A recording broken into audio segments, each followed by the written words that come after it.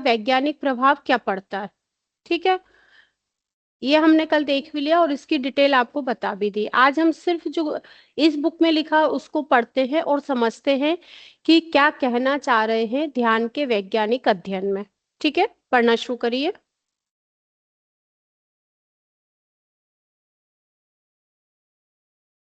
कौन पढ़ रहा है? मैम स्टार्टिंग से पढ़ना है, मैं पढ़ूं? जी हाँ, पढ़िए। अभी तक हमने ध्यान के सिद्धांतों का अध्ययन किया और उनकी विधि और लाभ जाने। इस अध्याय में अब हम ध्यान को वर्तमान कालीन विज्ञान की नजर से जानेंगे। मन कैसा होता है? मन को पकड़ पाना अत्यंत कठिन है। बड़े बड़े योगी भी इस मन को नहीं पकड़ पाते। मन का तंत्र विज्ञान इतना जटिल है कि वैज्ञानिक भी आज तक इसके बारे में सही जानकारी देने में असफल रहे हैं। मन ही है जो व्यक्ति को क्षण में उत्साहित बना देता है और क्षण में निराशा से भर देता है। वर्तमान विज्ञान के अनुसार मन के 3 रूप बताए गए हैं: चेतन मन, कॉन्शियस माइंड, अवचेतन मन, सबकॉन्शियस माइंड, अनात्म बोधि मन, अनकॉन्शियस माइंड। चेतन मन, कॉन्शियस माइंड को बुद्धि से जोड़ा जाता है। जो सब पढ़ाई लिखाई होती है वह माइंड तक ही रह जाती है। किताबें पढ़ने वाले बच्चे इस माइंड को ही उपयोग करते हैं और जिनका माइंड ज्यादा सक्रिय होता है उसे ज्यादा बुद्धिमान माना जाता है। ऐसे बच्चे सामान्य परीक्षा या कॉम्पिटेटिव एग्जाम में बेहतर करते हैं और उन्हें ही लौकिक व्यवस्था में सफल माना जाता है। आज जितने भी स्कूल कॉलेज के बच्चे हैं उन्हें इसी माइंड के शक्तिशाली या कमजोर होने से सफलता या असफलता की श्रेणी में रखा जाता है, किंतु यह बहुत बड़ा भ्रम है। इसमें दोष आज की शिक्षा पद्धति है का और कुछ हद तक माता पिता का भी है। वास्तव में यह तीक्ष्ण बुद्धि, शार्प मेमोरी, ग्रास्पिंग पावर एक क्षमता है जो माइंड में नहीं अपितु आत्मा के अनंत ज्ञान का उधड़ा प्रकटा ज्ञान क्षयोपशम का अंश मात्र है। इसे जैन विज्ञान, मति विज्ञान आदि नामों से बताता है। अर्थात माइंड के शार्प होने का वास्तविक अर्थ है ज्ञान का क्षयोपशम अधिक होना। ठीक है, ठीक है। इस हाँ, अभी के लिए आपको क्या बताया कि अभी शुरुआत आपको ये कर रहे हैं कि वैज्ञानिक अध्ययन के अनुसार यदि आप ध्यान को समझ पाते हो, है ना, ध्यान का कल हमने वही बात की चर्चा की थी कि आप ध्यान को कैसे समझोगे, तो उसके वैज्ञानिक तरीके क्या हैं। तो सबको सब बताया, तो तब हमारा ये हुआ कि वैज्ञानिक तरीके से हम ये समझ पाएंगे उसकी पहले की स्थिति, शरीर की स्थिति, मन की स्थिति और आत्मा के जो स्वभाव की परिणति में परिवर्तन आया है उसकी स्थिति। जब भी हम ध्यान की बात करेंगे तो ध्यान का फोकस ओनली शरीर नहीं है। ठीक है, ध्यान ध्यान का जो फोकस पॉइंट है, ध्यान करने का जो फल है, उसकी प्रतीति है, वो है हमारा सूक्ष्म, मतलब सूक्ष्म से सूक्ष्म, अति सूक्ष्म हमारे आत्मा के भावों की परिणति में अंतर आना। ध्यान को मतलब एक कॉन्सेप्ट आप लोग बिल्कुल अपने दिमाग में ये फिट कर लीजिए। ध्यान से ना ही एक होता है कि ध्यान शुरू कर दिया तो हमारी मेंटल हेल्थ में फर्क आ रहा है, फिजिकल में आ रहा है, आ रहा है, बहुत अच्छी बात है, लेकिन हमको वहां पे रुकना नहीं है। हमारी जो जर्नी है ना वो फिजिकल रहेगी ना मेंटली रहेगी। हमारी जो यात्रा है वो शुरुआत से लेके शून्य से जो अनंत की यात्रा है, अनंत मतलब मोक्ष की स्थिति, मतलब इस आत्मा को जो पूर्व के जो संस्कार हैं उन सभी संस्कारों से हटाना है, सारे कर्मों को काटना है और आत्मा की जो बिल्कुल सूक्ष्म स्थिति है, अनंत ज्ञान, अनंत गुण, अनंत पर्याय, अनंत शक्ति, उस स्थिति को प्राप्त करना ही हमारा ध्यान का फल है। जब हमने पहले जब ध्यान आदि को पढ़ा था तो उसमें भी हमने यही पढ़ा था कि ध्यान का फल है अम, तत्वों का यथार्थ चिंतन करना, तत्वों के स्वरूप को प्रकट करना, आत्मा की विशुद्धता को जानना, आत्मा के विशुद्ध पर्याय को जानना। तो यहाँ पर ध्यान के वैज्ञानिक अध्ययन में आत्मा की बात भी कर रहे हैं, लेकिन शुरुआत उन्होंने करी है मन से, कि मन के भेद बताए। 3 प्रकार मन के भेद बता दिए: अवचेतन और अनात्मबोधि और चेतन मन, अवचेतन मन और अनात्मबोधि। तो चेतन मन की जब वो बात कर रहे हैं तो चेतन मन जो आजकल हमारे चलन में चल रहा है, ये बहुत शार्प माइंड है, ग्रास्पिंग मेमोरी है, बहुत ब्रिलियंट है, इसको एक बार में याद हो जाता है, ये हो जाता है, मतलब उसको आत्मा के स्वभाव को मन के द्वारा या उसकी बुद्धि के द्वारा नापा जा रहा है, ये भी एक तरह से पूरी तरह से सत्य नहीं है। देखो, इसको मैं क्यों क्यों बोल रही हूँ, इसका ही रीजन ये है कि जो एक बहुत ब्रिलियंट बच्चा है, बहुत होशियार बच्चा है, बहुत ही अच्छा, उसको एक बार में सब कुछ याद हो रहा है, तो उसका मतलब चेतन मन की अगर हम बात कर रहे हैं तो ठीक है, मान लिया बुद्धि, लेकिन यहाँ पे क्यों नहीं मानना चाहिए? क्योंकि जो उसकी आत्मा की विशुद्धता है, जरूरी तो नहीं है जो एक ब्रिलियंट छात्र है जिसको एक बार में याद हो रहा है उसकी आत्मा में उतनी विशुद्धि हो, उसकी आत्मा उतनी शुद्ध हो, उसकी आत्मा में उतना ज्ञान हो। ये सिर्फ क्या हो रहा है कि उसको मेमोरी पावर जो है, स्मरण शक्ति जो है, वो उसकी तेज है, उससे उसने पढ़ा याद किया। लेकिन एक होता है कि जिसको पढ़ना ना पड़े, रटना ना पड़े, और खुद आत्मा में उसका स्वभाव हो, उसका संस्कार हो। समझ रहे हैं आप क्या बोलना चाह रही हूँ? कि एक तो होता है जो हमको पढ़ाया जा रहा है, उसको पढ़ के हमने रट के बहुत अच्छा प्रेजेंट कर दिया, तो अगर हमको उसी से नापा जा रहा है, उसी से हमको तोला जा रहा है कि ये बहुत शार्प है, एक बहुत अच्छा है, एक वो चीज है। और एक वो चीज है कि हमको, ठीक है पढ़ रहे हैं हम, लेकिन हमारी आत्मा में पहले से ही वो संस्कार है, और उस संस्कार के कारण हम अपने ज्ञान को दिखा पा रहे हैं, और उस ज्ञान को, जैसे आजकल कहते हैं ना, वो स्किल्स डेवलप करना। इवन गवर्नमेंट भी अब किस पे आ गई है, स्किल्स डेवलप करने पर। मतलब वो जो एजुकेशन की फील्ड में जो 100% लाकर या जो अच्छे मार्क्स लाके आगे आ रहे हैं, उनको भी ये बोल रही है कि आप पढ़ाई कुछ भी करो, लेकिन आपके अंदर स्किल्स होनी चाहिए। मतलब आपके अंदर ऐसा ज्ञान होना चाहिए कि आप हर क्षेत्र को समझ पाओ। तो यहाँ पर जो चेतन मन की बात यहाँ पे ये कर रहे हैं किताब में, मुनिश्री के द्वारा ये बात करी गई है कि किसी को हम अपने माइंड से कि ये शक्तिशाली है, कमजोर है, ये सफल है, ये असफलता है, अगर हम इसको मान रहे हैं तो ये हमारा सबसे बड़ा भ्रम है। और यही भ्रम हमारी शिक्षा पद्धति का है, और यही हम लोगों का भी है, माता पिता मतलब हम लोग। अगर बच्चा पढ़ने में कमजोर है तो हमने बोल दिया इसका माइंड ऐसा है, ये नहीं पढ़ेगा, ये ऐसा है, मतलब इस तरह का एक्स्ट्रा एक्स्ट्रा चलता है। लेकिन यहाँ पे क्या बोलना चाह रहे हैं मुनिश्री, कि वास्तव में ये तीक्ष्ण बुद्धि, शार्प मेमोरी, ग्रस्पिंग पावर, यह सिर्फ एक क्षमता है, और ये क्षमता माइंड में नहीं अपितु आत्मा में होती है, उसके अनंत ज्ञान में होती है। और जिसका जितना क्षयोपशम है उसमें उतना ज्ञान होता है। तो अब आप देखो, मन की बात किस पे आ गई? आत्मा पे आ गई ना। एक पैराग्राफ के अंदर ही मन की बात बताते बताते आत्मा पे आ गई, कि हमारी आत्मा में जो अनंत ज्ञान छिपा हुआ है, उस अनंत ज्ञान को जितना हमने, मान लो आपको इसको ऐसे समझाते कि आपने एक हीरा लिया, ठीक है, या हीरा नहीं, चमकता हुआ पत्थर जिसकी रोशनी बहुत तेज है, उसको ले लिया। अब आपने उसको जितना कपड़ों से ढक दिया, आपने उसको 8-10 कपड़ों से ढका है, तो उसका जो थोड़ा थोड़ा प्रकाश आपको दिखाई दे रहा है, वही आपका शार्प माइंड ये सब हो रहा। और उसको आपने बहुत सारे कपड़ों से ढक दिया, बिल्कुल जितने हो सकते उतने कपड़े ढक दिए, गेट बंद कर दिया, अब उसका प्रकाश बाहर नहीं जा रहा। तो मतलब आपकी आत्मा का जो ज्ञान है उसको आप पूरी तरह से देख नहीं पा रहे, उसका आपको उपशम नहीं हो पा रहा। तो ये जो हम माइंड से नाप तोल रहे हैं किसी के ज्ञान को, तो इसके जरिए हमको वैज्ञानिक अध्ययन के अनुसार हमको ये समझना है कि ये माइंड से सोचने की वस्तु नहीं है। इसको हम आत्मा के अनंत ज्ञान के द्वारा ही नाप सकते हैं। और हम इसको ऐसा समझ सकते हैं कि किसके ज्ञान का जितना क्षयोपशम है, उसका उतना लाभ उसको प्राप्त होता है। और इसी सब चीजों को मति ज्ञान के नाम से जाना जाता है। माइंड के शार्प होने का वास्तविक अर्थ है ज्ञान का क्षयोपशम अधिक होना। अब जब आप मति ज्ञान के पर्यायवाची पढ़ना आज तत्वार सूत्र में, मति ज्ञान क्या होता है, इसको कैसा है, उसका तत्वार सूत्र में जब मुनीश्वर ने पढ़ाया है, उन्होंने तो ये कहा है कि मति ज्ञान का तो हम एक अंश मात्र भी, मतलब अंश से अंश मात्र भी हमको कुछ भी नहीं पता। होने को तो हमारी आत्मा में इतनी शक्ति है कि यहाँ बैठ के हम विदेशों की भी चीजें देख सकते हैं, वो शक्ति हमारी आत्मा में है। हम आज नहीं अपना पिछला भाव, आगे का भाव, अभी का पूरा सब कुछ देख सकते हैं, वो शक्ति हमारी आत्मा में है।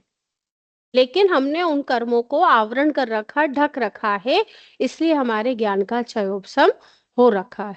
ठीक है, आगे पढ़ेंगे अब इसके साथ दो और माइंड।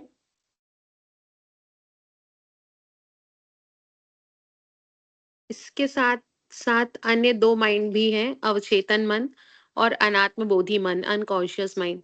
यह दोनों माइंड्स पहले से ही अपने अंदर प्रोग्रामिंग किए हुए हैं और अपने अनुसार हमें चलाने का प्रयास करते हैं। जैसा कि हमने कुछ पढ़ा, सुना, विचार किया, उसके बावजूद भी वह हमसे वही करा देते हैं जो हम आज तक करते आए हैं। जैन विज्ञान इन्हें पूर्ववत संस्कार और कर्म फल के रूप में परिभाषित करता है। ऊपर बताए गए 3 माइंड्स के अलावा भी अन्य प्रकार के माइंड को विज्ञान बताता है, जिसमें एक सुपर कॉन्शियस माइंड भी है, परंतु वास्तविकता यह है कि हमारा आत्म तत्व चेतना चेतना एक ऐसा सूक्ष्म द्रव्य है जो किसी भी उपकरण से पकड़ा नहीं जा सकता, और वही ज्ञान का पिंड है, अनंत शक्ति संपन्न अलौकिक स्वरूप। परंतु कर्म के संस्कारों के कारण हमारा मन आत्मा पर हावी हो जाता है और हमें अपने अस्तित्व को पहचानने नहीं देता। इस अनंत ज्ञान, अनंत शक्ति को बांधने वाले कुछ सूक्ष्म पदार्थ, जिसे कर्म परमाणु कहते हैं, अपने ही भावों के कारण उस कर्म आवरण का कभी थोड़ा कम हो जाना, कभी ज्यादा हो जाना क्षयोपशम कहलाता है। क्षयोपशम अधिक है तो कॉन्शियस माइंड मजबूत है, और क्षयोपशम कम है तो कॉन्शियस माइंड कमजोर है। पहले बंधे हुए भावों का प्रभाव आत्मा पर इतना गहरा होता है कि आत्मा उन्हीं संस्कारों को, आवेगी को मन के माध्यम से पुनः पुनः दोहराता रहता है। यह समझने ठीक के है, बाद ठीक है, ठीक है, ठीक है। देखिए, कल हमने जितना समझा ये बातें आ गई ना सामने, आ गई। कल हमने यही समझा ना कि हमारी आत्मा क्या कर रही है। हमारी आत्मा एक तरफ तो हमको लग रहा है कि हम स्वाध्याय करें, ये करें, त्याग लें, आगे बढ़े, और हमारा मन बार बार हमको, अरे कुछ नहीं अभी होगा, देखा जाएगा, फिर से वापस जो नहीं करना चाहते हम उस पे लौट आते हैं। क्यों? क्योंकि हमारा मन, देखिए इसमें भी यही यही बोला जा रहा है, क्योंकि हमारा जो मन है वो हमारी आत्मा पे हावी हो जाता है और हमसे वही काम बार बार करा रहा है जो हमको नहीं करने। मतलब सीधी सी बात है कि जो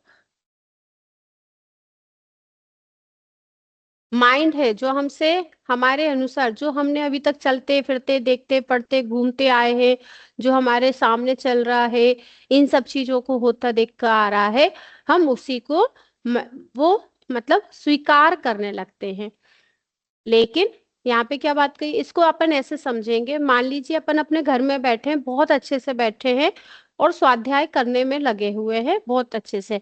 अब जैसे ही एक मैसेज आया, देखो शुभ और अशुभ दोनों की बताते कि हमारा मन कैसे हम पे हावी होता है। जैसे ही ग्रुप पे मैसेज चल रहा है, स्वात्म शिविर है, सबको आना है।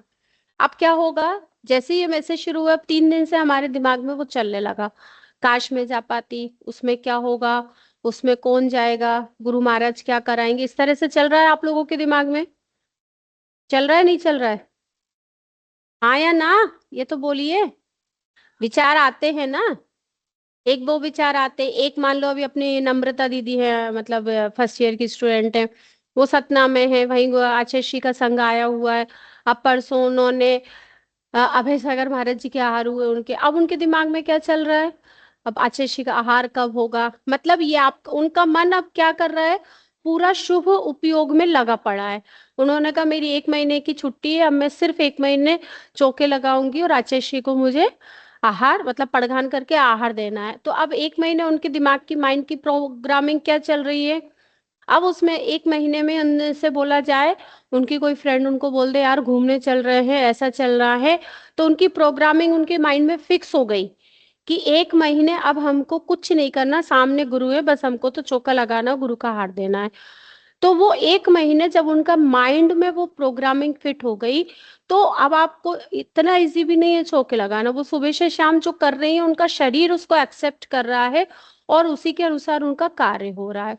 अब जैसे हम लोग हैं, अब हमको पता है कि अगले 3-4 दिन में शिविर होगा, हम लोग बैठे यहाँ हैं, लेकिन चूंकि वो मैसेज के जरिए हमारे दिमाग में वो चीज प्रोग्राम फिट है कि गुरुजी क्लास ले रहे हैं, उसमें ये सिखाएंगे, मौन साधना है, हम लोग कुछ सीखेंगे। अगर हम नहीं भी गए तो भी वो बार बार दिमाग में हमारे विचार आ रहे हैं।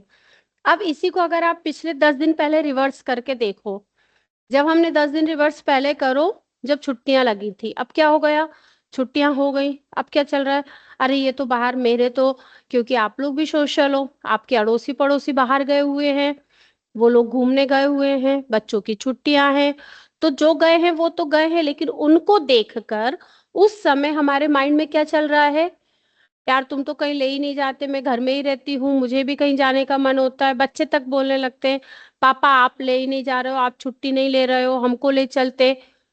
तो वो क्या हुआ कि ये जो माहौल देखकर, परिस्थितियां देखकर, मतलब जो प्रचलन में चल रहा है उसको देखकर आपके माइंड में वो प्रोग्राम फिट हो गया, और उसके अनुसार आपका स्वभाव हो गया। अब आप भली घर में बैठो, जो घूमने गए वो तो एंजॉय कर ही रहे हैं, लेकिन जो घर में बैठे हैं, अगर उनका ये पड़ोसी, राइट पड़ोसी लेफ्ट पड़ोसी दोनों चले गए, अब बेचारे का मन ही नहीं लग रहा, अब क्या करें। देखो उनने आज शिमला घूम लिया, ये हमने उनका स्टेटस देख लिया, ये हो गया, वो ये शॉपिंग हो गई, तो वो हमारे माइंड में उस समय क्या चल रहा है, वही संस्कार चल रहे हैं। उस समय हम बिल्कुल भूल गए कौन सी आत्मा, कैसी आत्मा, क्या करना है क्या नहीं करना है। तो जो गुरुजी हमको बार बार अरहम के द्वारा जो हर मंथ में कुछ ना कुछ प्रोसेस चल रही है ना, वो इसीलिए चल रही है कि हमारे माइंड में एक अच्छी प्रोग्रामिंग चलती रहे, हम लोग जितना हो सके, जितना हो सके हम उसमें ऐड करते चले। तो यही सब चीज है कि जैसा हमारे दिमाग में चलता है उसी से हमारा काम, हमारा माइंड, हमारे मतलब हमारी बॉडी रेडी हो जाती है, हम काम करना शुरू कर देते हैं।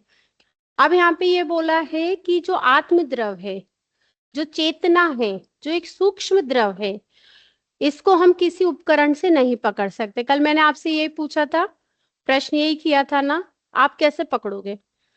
शरीर की बीमारियों को हम सिटी स्कैन आदि से पकड़ सकते हैं, है ना। मन की बीमारियों को भी थोड़ा बहुत पकड़ सकते हैं साइकोलॉजिकल ट्रीटमेंट से, उसका एनालिसिस कर कर कुछ प्रोसेस के द्वारा, साइकोलॉजी मतलब मानसिकता की भी थोड़ी बहुत कुछ सीमाएं हैं जिनको पकड़ सकते हैं। आत्मा की शक्तियों को आप कैसे पकड़ोगे, आत्मा को कैसे पहचानोगे। तो सिंपल है, आत्मा का, आत्मा मतलब क्या, आत्मा का अर्थ है स्वभाव, परिणति, पर्याय, है ना। आत्मा मतलब हम सीधी सी, जब हम दो व्यक्तियों को देखते हैं, एक व्यक्ति बहुत गुस्सा कर रहा है और हिंसा आदि कार्य कर रहा है, तो हम ये जान पाते हैं कि अभी इसी की आत्मा में एक संस्कार जो है वो नकारात्मकता के हैं। वही एक व्यक्ति भले दिन भर मंदिर में बैठा है, वो मंदिर में खूब अच्छे से पूजन वर्ग कर रहा है, सब कर रहा है, लेकिन आकर यदि कुछ ऐसे कार्य कर रहा है जो उसको नहीं करना चाहिए, तो भी हम ये कहेंगे अरे इसके कैसे संस्कार नहीं, सुबह तो मंदिर जाता है लेकिन अब ये कर रहा है।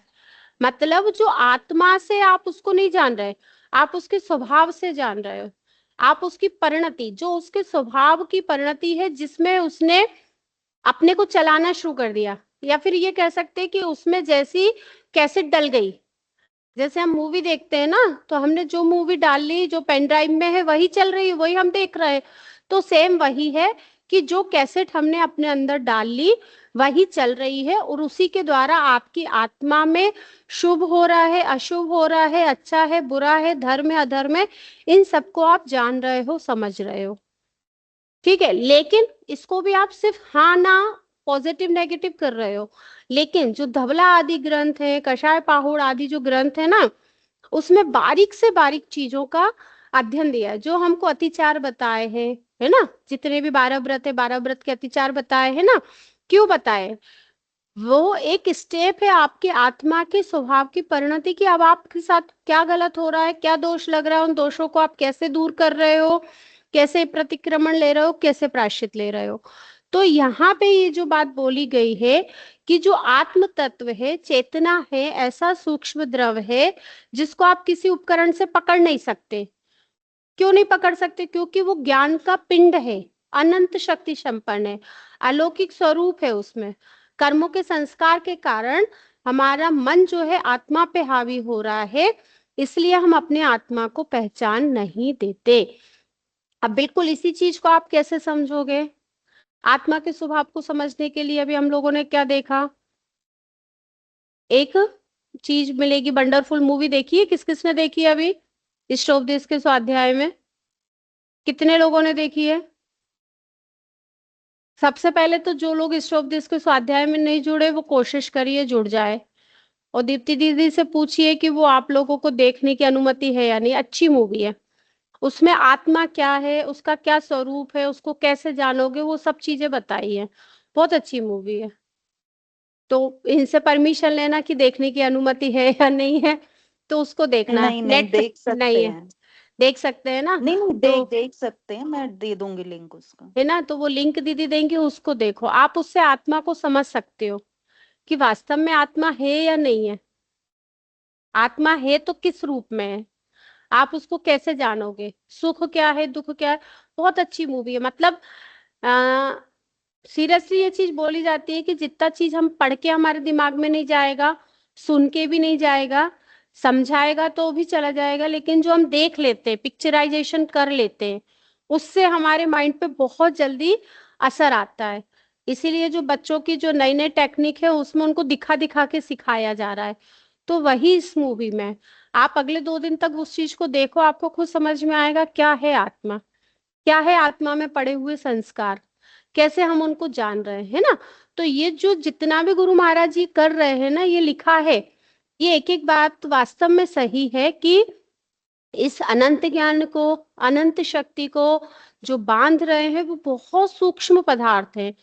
और इतने सूक्ष्म है, जो कर्म परमाणु हम जिनको कह रहे हैं ना, वो हमारे एक एक सेकंड के भावों से, हमने एक मतलब हम अपने एक एक सेकंड के जो भाव हो रहे हैं, उन भावों से हमारा कर्म बंधन हो रहा है, और वही कर्मों का आवरण हमारी आत्मा पे चढ़ रहा है, और कभी कम हो रहा है और कभी ज्यादा हो रहा है, और यही हमारा क्षयोपशम कहलाता है ना। तो यही चीज है कि क्षयोपशम अगर आपका मजबूत है तो आप कैसे हो, अगर क्षयोपशम अधिक है तो आपका कॉन्शियस, मतलब आप शार्प माइंडेड हो। अगर क्षयोपशम कम है तो आप थोड़े से कमजोर हो। तो अपने को क्या करना है, अपन अपने बच्चों को ये बोलते हैं ना, यार ये कमजोर है तो उसको खूब पढ़ाओ, खूब पढ़ाओ, खूब पढ़ाओ। अरे उसकी आत्मा का क्षयोपशम उसके पुण्य का ही नहीं, पढ़ाने से क्या होगा? तो क्या करना, उसको पढ़ाना तो है, लेकिन उसको ध्यान आदि के द्वारा, अपनी एक वो कहते हैं ना एनालिसिस के द्वारा, या उसको अफॉर्मेशन मतलब उसको विशुद्धि आदि देकर, उससे खुद से बलवाकर, ब्रह्मांड में जो विश्व की कल्याण की कामना हम करते हैं, अफॉर्मेशन देते हैं, उससे उससे खुद करवाओ कि ईश्वर करे इस दुनिया का सब व्यक्ति ज्ञानी हो, सबको ज्ञान मिले, जो पढ़ नहीं पा रहे हैं वो पढ़ना सीखें, जिनको किसी कारण पढ़ने में, शिक्षा लेने में किसी तरह का व्यवधान हो, उन सबको दूर हो। जब इस तरह से आपकी आत्मा में आप किसी चीज की बार बार पॉजिटिव एनर्जी दुनिया को देते हो, तो वही एनर्जी आपको मिलती है। तो जो ज्ञान का आपका क्षयोपशम रुका हुआ है, किसी कारण आप माइंड आपका नहीं चल रहा है, तो आपकी आत्मा पे वो संस्कार पड़ रहे हैं कि यार सबको ज्ञान का विकास हो, सबके ज्ञान का विकास हो, सबके ज्ञान का विकास हो। ये कहते कहते आपके ज्ञान का तो विकास हो ही जाएगा फिर।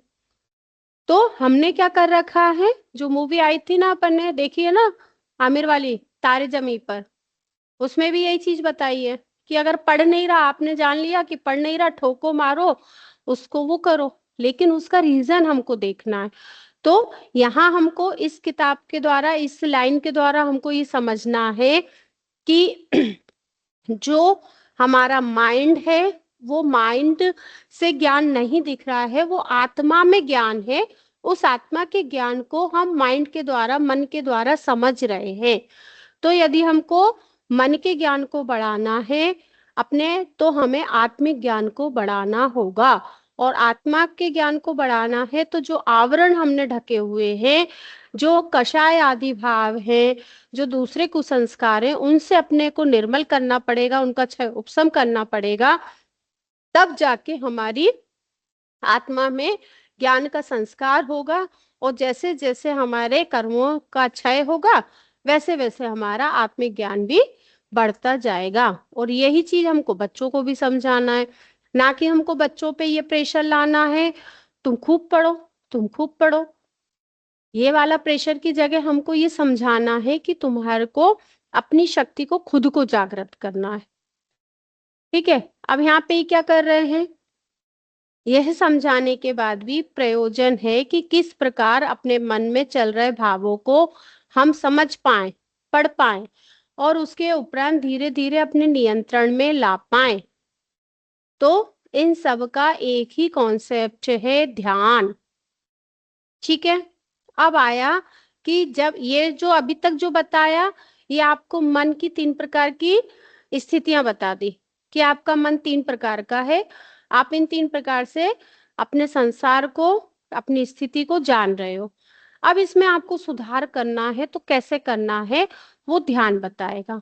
और जब ध्यान बताएगा तो इन्हीं चीजों को देखकर सुनकर हमको जो ध्यान का वैज्ञानिक अध्ययन करना है कि ध्यान वास्तव में इन तीनों प्रकार के माइंडों पर, चेतन, अवचेतन और अनात्म बोधि मन पर किस प्रकार का कार्य करता है, वो हमारा एनालिसिस हो गया। ठीक है, समझ गए। अब इसका वाला, ये वाला चैप्टर फिर हम आगे कर लेंगे। अभी के लिए सबको समझ आ गया? किसी को कुछ पूछना है?